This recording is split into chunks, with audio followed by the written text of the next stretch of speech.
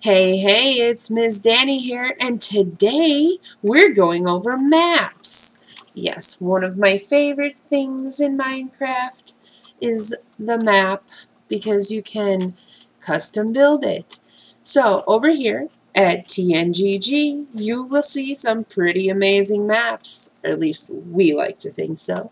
And so I'm going to cover how we go about doing that map. We do our maps in creative.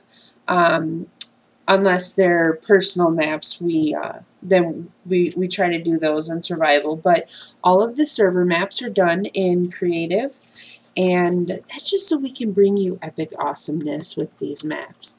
So the one we're looking at is actually our logo, which you will see up and around. So if you see a square and you're not familiar, you can actually customize the map so that it can have any kind of picture, and I'll go into that. So to begin, you want to pick out a spot. Generally try for a flatter spot, or what I like to do is I like to come to the ocean. Even when I'm doing this in survival, I like to come to the ocean and I'll take a bucket of lava. And if you put that lava on top of the ocean, let me try to get away from the map. Don't want to destroy it. And you put it down, the lava will spread, as you can see, and it will hopefully not burn my map. Yay! And it puts down stone. And what you could do is every so often put a light in. You can actually use it as a grid, which can be very helpful if you're trying to do something specific and follow a layout you may have previously created. Sometimes I go on a whim and I totally do it freehand, and sometimes I have a picture with the grid.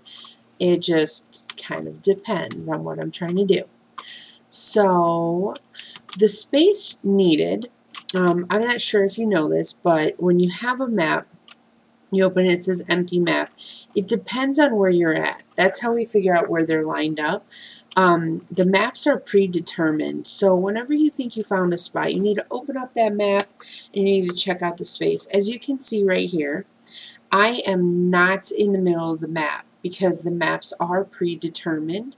So what I would have to do is I'd have to clear off that other corner that you don't see the blue, or it doesn't have to be blue, it could be any color, but I would have to flatten this out so that it's all nice and flat. And I'll go over why it has to be flat. Okay, so let's head on over here.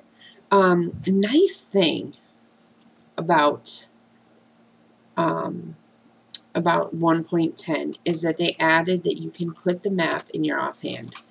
I like this because then I can look at the map and I still have full view of my screen, and I don't have that map sitting in my face while I'm trying to build. It's very helpful because then you can put it down and you see the update as it's happening. Okay, so the first thing you need to start off with is you need a space that is 128 by 128. So that's a full square. It is an exact square like everything else in Minecraft. So you go with 128 from one corner to the other by 128 to the other corner. Once you've located the space, that's how big the map is. And if you cover every inch of it, that's how you'll know the entire map will be covered. Now, a basic map is usually just flat. A lot of times people use wool, but I actually like to use carpet. Especially when I'm in creative, I just go ahead and put down glowstone across that 128 by 128 area, and I cover it in glowstone so there's no mobs. And I use carpeting. I use carpeting in survival too, because 2 pieces of wool give you 3 carpets. So instead of covering 2 blocks, you'll actually cover 3. Doesn't sound like a lot until you're like, instead of covering 200 blocks, you're covering 300 blocks. And it saves you 33% of the time. So a basic map can be flat, is a flat map, but Minecraft does limit your coloring. So sometimes instead of using yellow carpeting, we'll use gold. Some other things you can use are some prismarine blocks. You could even use water, as you saw on this map right here. The water gives you a few different tones of blue, or my favorite color is pink. Got to have the pink. And there is a map actually.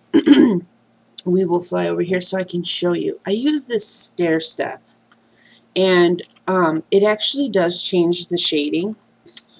The pink, if you stair step it, this one is actually lighter, like it's a shade lighter pink, and when you stair step it the other way, it's actually a shade darker.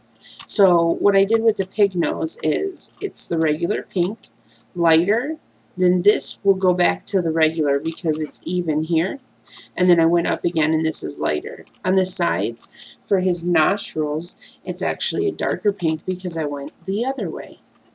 And it's fun to do because you can use, different levels of that color, and so you're still using that color and things don't start to look weird. You can make them look exactly how you want them. Here I needed the color green, so I used grass. You could also use the lime carpet or wool, or the green carpet and wool, and the lime and the green do show up differently on a map if you're wanting to use two different tones of green. So you can place something down. It's pretty much like a flat pixel art, and you can just, I'll just show you really quick.